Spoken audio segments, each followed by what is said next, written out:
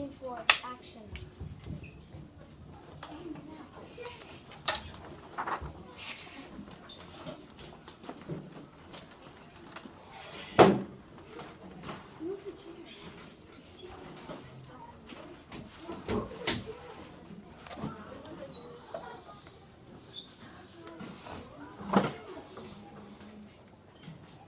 When we returned to Woolworths the next afternoon, I was hoping the protest would be over, but there were even more black people crowded around the lunch counter.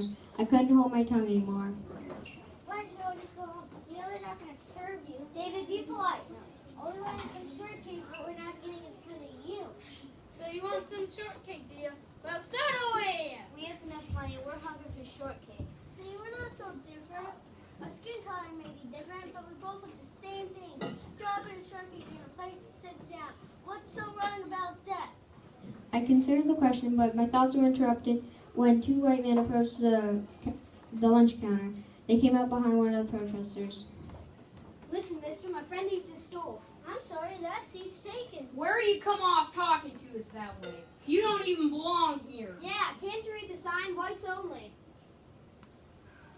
I'm a paying customer just like anybody else. Paying customer, huh? Well, pay for this. I couldn't believe it. The man unscrewed the top of a sugar jar and slowly poured it over the protester's head. The protesters were often harassed by whites opposed to equal rights for African Americans. Hey, waitress, what'll that cost them? Didn't you hear him the first time? My friend needs his stool. Isn't anyone going to help him? My mom picked up Boo and started inching toward the door. The protesters believed in Dr. Martin Luther King's policy of nonviolence, so they all remained quiet. Listen, mister, we don't want any trouble. Get out of my seat! The second man yanked the protester off the stool and threw him to the ground. You want to take a swing at me? Come on, get up and take a swing at me. Without saying a word, the protester climbed back onto the seat. Even though the white men were being violent, the protest remained peaceful. I was relieved to see a police officer push through the crowd. That's enough! You're under arrest! Shockingly, the police officer put handcuffs on the protester. But he didn't do anything. Doesn't that was being mean? Be quiet, Bill. The white men laughed as the protester was led away.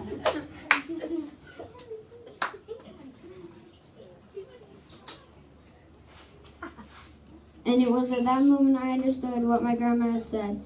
The protesters weren't hungry for shortcake. They just wanted to be treated fairly. I climbed onto the stool. Finally, a paying customer. You want the usual kiddo?